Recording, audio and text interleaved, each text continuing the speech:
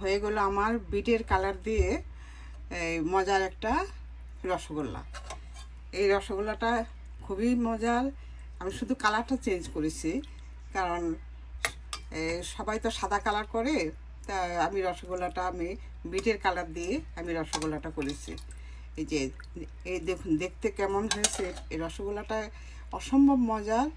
দেখুন একদম সফট, এই যে দেখুন একদম সফট। এই রসগোল্লাটা খেতেও খুব মজা। এইভাবে আপনারাও বানিয়ে দেখতে পারেন। এই কোনো হলুদ বা বিয়ের অনুষ্ঠানে এরকম কালার করে যদি নিয়ে যান, সবাই দেখে বলবে যা ওয়াও। তো এইভাবে আপনারা করে একদিন বানিয়ে খেয়ে দেখতে পারেন, আপনাদের কাছেও অনেক ভালো লাগবে। তো এই রেসিপিটা পেতে হলে আমার ফুল ভিডিওটা আপনাদেরকে দেখতে হবে। তাইলে আপনারা আমার পেজ অথবা ইউটিউব চ্যানেলে এই রেসিপিটা পেয়ে যাবেন। তো যদি ভালো লাগে তাহলে আপনারা লাইক শেয়ার কমেন্ট করে আমাকে উৎসাহিত করবেন, আর সবার মাঝে শেয়ার করে দিবেন যেন সবাই দেখতে পায়। তো আবার এরকম সুন্দর সুন্দর ভিডিও নিয়ে আপনাদের মাঝে হাজির হব। ততক্ষণ পর্যন্ত আপনারা ভালো থাকবেন আর দিলুস কিচেনের সাথে থাকবেন। তো আল্লাহ হাফেজ, বাই, আসসালামু আলাইকুম। আমি রসগোল্লা বানানোর জন্য এখানে এই মেজারমেন্ট কাপে 6 কাপ দুধ নিয়েছি, মানে 1.5 লিটার। তো এই 1.5 লিটার দুধ দিয়ে আমি এখন ছানা করব। তবে ছানাটা একটু ভিন্ন টাইপের করব। সবাই তো এই সাদা সাদা এই রসগোল্লা তৈরি করেন, আমি একটু এই কালারিং রসগোল্লা করব। তো সেই কালারিংয়ের জন্য আমি অর্গানিকভাবে এই কালারটা করব। আমি এখানে এই যে এই বিট সবাই চিনেন, গাজর বিট, এই বিট আমি কেটে নিয়েছি। এই বিটের কালার দিয়ে আমি এই ছানাটা তৈরি করব। এই যে আমি এখন এই বিটগুলি আমি দিয়ে দিচ্ছি। এই যে দেখুন আমার দুধের কালারটা আস্তে আস্তে একদম সুন্দর একটা পিঙ্কি কালার হয়ে যাবে। তো এখন ছানাটা আমি চুলাটা ধরে দিচ্ছি, আমি এখন ছানাটা করে নিব। তবে ছানাটা করার জন্য অনবরত দুধটা নাড়তে হবে, নিচে যেন লেগে না যায়, আর উপরে যেন কোনো দুধের সর না পড়ে। তাহলে ছানাটা তৈরি করি, আসুন। এই যে আমি 2 দিন আগে একটা মিষ্টি তৈরি করেছিলাম, সেই মিষ্টি করার পর যে ছানাটার যে পানিটা, সেই পানিটা আমি রেখে দিয়েছি। এখন এই পানিটা দিয়ে আমি ছানাটা তৈরি করব। আর দেখুন আমার দুধের কালারটা কতটা সুন্দর হয়ে আসছে।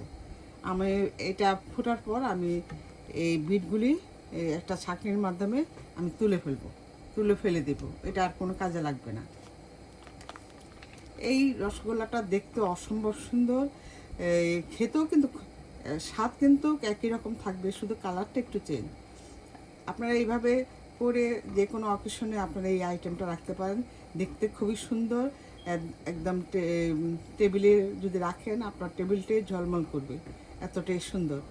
আর বাচ্চারা তো খুবই পছন্দ করে খাবে, কারণ বাচ্চারা ওরা কিন্তু এই আমার ছানা এই দুধটা ফুটে গিয়েছে। এখন আমি চুলাটা নিভিয়ে তারপর এই বিটগুলি ফেলে দেব। এই যে আমার এই 2-3 বার মানে ফুটে যাওয়ার পর তারপর আমি এখন চুলাটা নিভিয়ে দেব। নিভিয়ে দুধটা একটু হালকা ঠান্ডা করে তারপর এই যে দেখুন আমি বিটগুলি ফেলে দিচ্ছি। এইভাবে আপনার যদি বিট না থাকে আপনারা কালার দিয়েও করতে পারেন, তবে আমি অর্গানিক উপায়ে করছি, এই কোনো কালার ইউজ করলাম না। আমি বিট দিয়ে এই কালারটা আমি নিয়ে আসছি। এই যে আমি অনবরত নেড়ে একটু দুধটা একটু ঠান্ডা করে নিচ্ছি। খুব বেশি ঠান্ডা হবে না, একটু ঠান্ডা করে নিব, তাহলে ছানাটা খুবই ভালো হয়, মিষ্টিটাও খুব সুন্দর হয়, একদম পারফেক্ট হবে।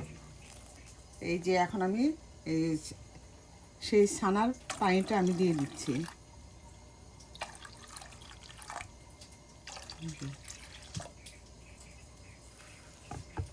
এই যে দেখুন আমার ছানাটা কিভাবে হচ্ছে।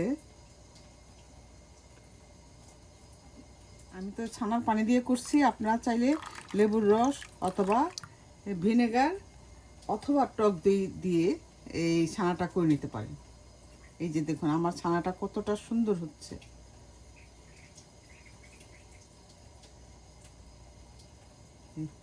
এই যে আমার ছানাটাও হয়ে গিয়েছে।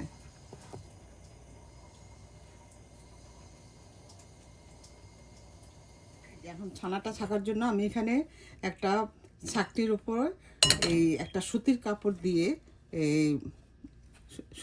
দিয়ে নিয়েছি। এখন এটার মধ্যে আমি এই ছানাটা ঢেলে দেব। এই যে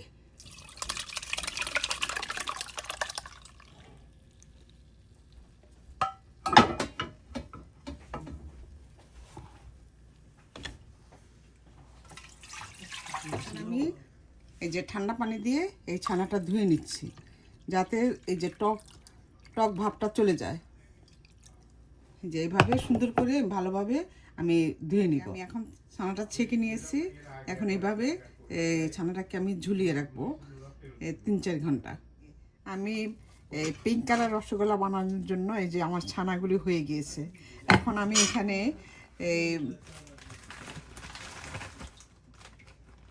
এই সামান্য কিছু ময়দা, তারপর মানে 1 চা চামচ থেকেও কিছু কম, আর দিয়ে দেব 1 চামচ গুঁড়া দুধ। এই যে এখন আমি সমস্ত দুধ আর ময়দা সবগুলি মিশিয়ে নিচ্ছি। এই যে আসলে সবসময় সবাই তো এই রসগোল্লা বলতে সাদাটাই বোঝায়, তো আমি ভাবলাম যে এবার নয় আমি একটু ব্যতিক্রম করি, তো সেই জন্য আমি একটু কালার করে আমি এই কালারিং রসগোল্লাটা করব। তো এখন এই ছানাটাকে এইভাবে দেখুন, আমার ছানাটা কতটা সুন্দর হয়েছে। আর মিষ্টির ছানা যদি সুন্দর না হয় তাহলে মিষ্টিও ভালো হবে না। এখন এই যে হাতের এই যে তালু আছে, এই যে তালুটা দিয়ে এটাকে এইভাবে সুন্দর করে এই যে মিশিয়ে নিতে হবে, যেন কোনো দানা না থাকে।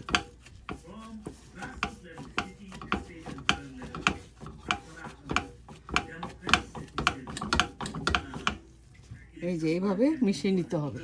আমার ছানাটা মেশানো হয়ে গিয়েছে, এই যে দেখুন, মানে কতটা বেশি, কিন্তু এটাকে খুব বেশি মেশানো যাবে না, কারণ তাহলে কিন্তু এটা যখন একটু তৈলাক্ত ভাব চলে আসবে, মিষ্টিটা কিন্তু শক্ত হয়ে যাবে। তো কাজেই খুব বেশি মেশানো যাবে না। এই যে দেখুন, এখন আমি একটা পরিমাণ মতো সাইজ করে নিয়ে আমি মিষ্টিটা তৈরি করব। এই যে হাতের তালুতে অথবা এইভাবে এই যে মিষ্টিটা আমি একটা সাইজ করে আমি এই যে দেখুন, আমি এরকম সাইজে মিষ্টিটা তৈরি করব। যে বা 2 হাতের তালুতে এই মিষ্টিটা এইভাবে করে রাউন্ড শেপ দিয়ে আপনারা করে নিতে পারেন। এই যে দেখুন আমার মিষ্টিটা, এইভাবে আমি সবগুলি মিষ্টি বানিয়ে নিই। এগুলো আমার পিঙ্ক কালারের রসগোল্লা। এই পিঙ্ক কালারের রসগোল্লা আসলে দেখতেও সুন্দর, আর খাবার স্বাদ কিন্তু একই রকম থাকবে। তো এইভাবে পিঙ্ক কালারের রসগোল্লা আপনারাও বানিয়ে দেখতে পারেন। এই রসগোল্লাটা বাচ্চারা দেখলে খুবই পছন্দ করে খাবে। এখন আমি শিরা তৈরি করব। শিরার জন্য আমি একটা হাঁড়ি বসিয়ে দিয়েছি। এখন এখানে মেজারমেন্ট কাপে আমি 2 কাপ চিনি দিয়ে দিচ্ছি, আর দিব 4 কাপ পানি। 2 কাপ চিনির জন্য আমি 4 কাপ পানি, 4 কাপ পানি দিচ্ছি। কারণ এই শিরাটা ঘন করা যাবে না, এটা পাতলা করে করতে হবে।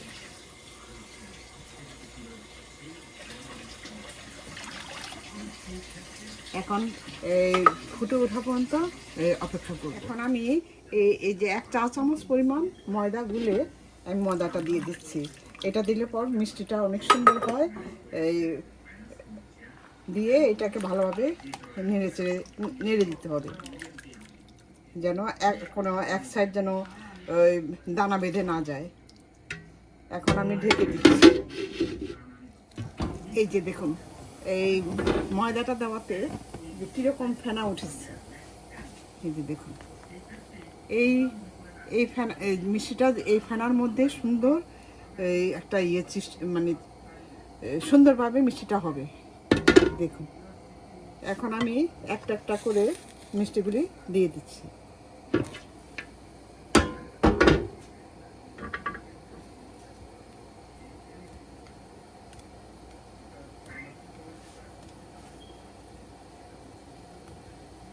এই যে একটা একটা করে মিষ্টিগুলি দিয়ে দিলাম, দিয়ে আমি এটাকে এখন ঢেকে দিব।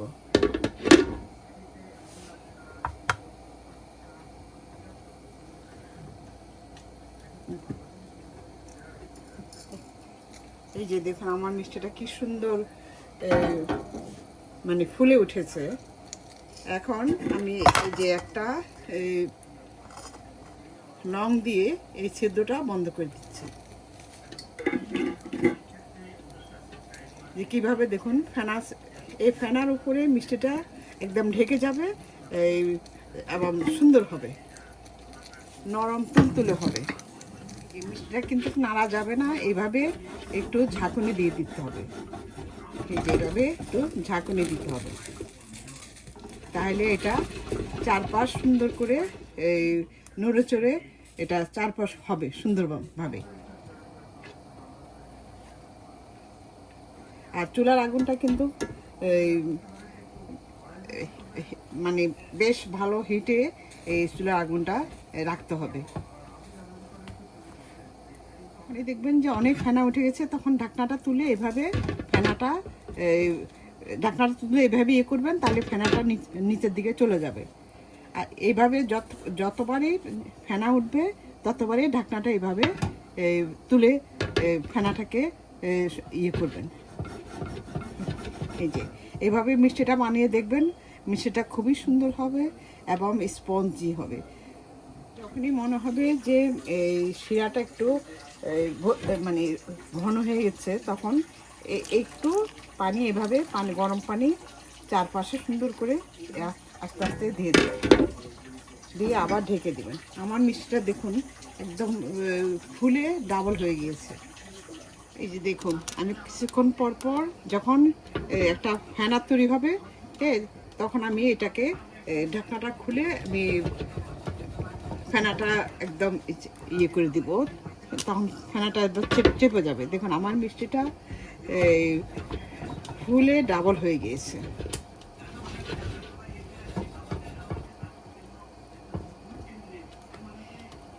আমি এই মিষ্টিটা পুরোপুরি আমি 20 মিনিট রান্না করব। এই যে আমার দেখুন যে পিঙ্ক কালারের রসগোল্লাটা কতটা সুন্দর হয়েছে, আপনারা নিজেরাই দেখুন, ফুলে একদম টইটুম্বুর হয়ে গিয়েছে। এই যে দেখুন আমি এই 20 মিনিট পর আমি ঢাকনাটা তুলে যে এখন একটু নেড়ে দিচ্ছি, উল্টিয়ে দিচ্ছি।